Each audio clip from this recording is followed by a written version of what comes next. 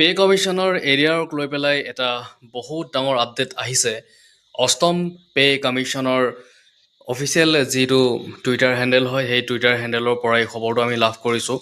এটা বহুত ডাঙৰ খবৰ আছে ইয়াত। এই খবৰটোত CPC-ত কিমান, যেতিয়া CPC হৈছিলে 5th CPC বা 6th CPC, তেনেকুৱা কমিশ্যনবিলাকত কিমানখিনি এৰিয়াৰ দিয়া হৈছিলে। একদম মিনিমাম যিটো বেচিক পে আছিলে, সেই মিনিমাম বেচিক পে পোৱা কৰ্মচাৰীজনে তেওঁ কিমানখিনি পাইছিলে, এই ক্ষেত্ৰত এটা বহুত ডাঙৰ আপডেট আছে। গোটেইখিনি কথা আমি আলোচনা কৰিম ইয়াতে। আৰু যদি আপুনি প্ৰথমবাৰৰ এই চেনেলটোত ভিজিট কৰিছে, চেনেলটি ছাবস্ক্ৰাইব কৰি ৰাখিব এনেকুৱা ধৰণৰ খবৰবিলাক আগলৈকে পাই থাকিবৰ কাৰণে। আহক আমি এতিয়া খবৰটোৰ ফালে আগবাঢ়িছোঁ।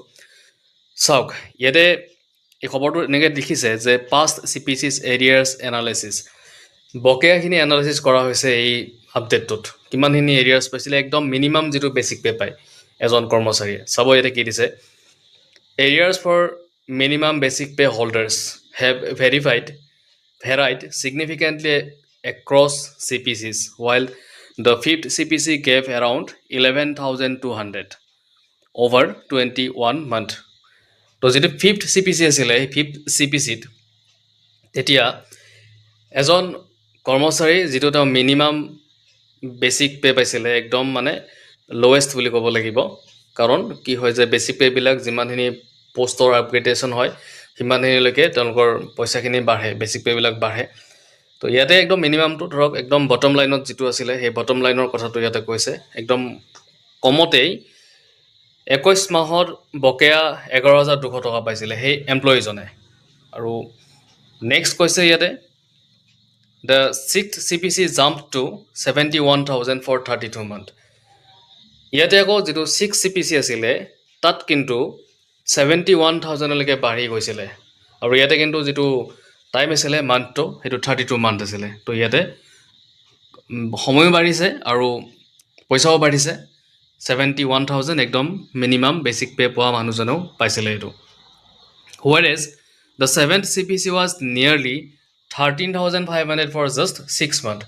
তো 7th পে কমিশ্যনত 6 মাহৰ বকেয়া দিয়া হৈছিলে। আৰু এই 6 মাহৰ বকেয়া দিওঁতে সেই কৰ্মচাৰীজনে, যিজন বটম লাইনত থকা মিনিমাম পে স্কেলৰ যিজন কৰ্মচাৰী আছিলে, তেওঁ 13,500 টকা পাইছিলে। So this is a very important information for government employees and pensioners.